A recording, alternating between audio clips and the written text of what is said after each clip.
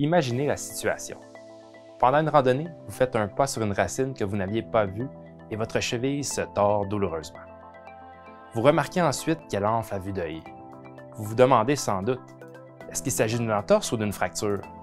Comment faire la différence? Premièrement, une entorse, c'est quoi?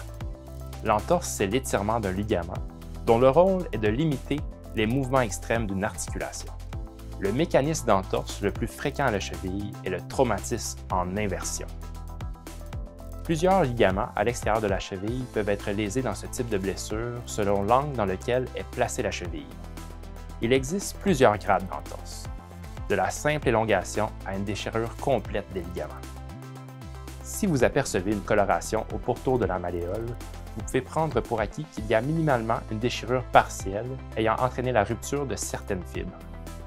Maintenant, la question que vous vous posez sans doute est « Est-ce que je peux marcher sur ma cheville blessée? » Avant de tenter de vous relever, il est important de faire une inspection de votre cheville à la recherche d'une déformation qui pourrait être indicatrice d'une fracture.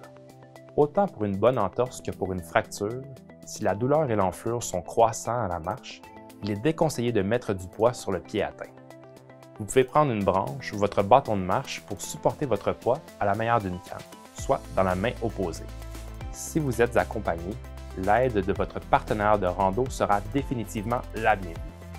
Dans le cas justement d'une incapacité à mettre votre poids, d'une douleur vive près de la malléole ou à l'extérieur du pied, il est recommandé de consulter votre médecin ou votre physiothérapeute pour une radiographie pour déterminer s'il y a une fracture.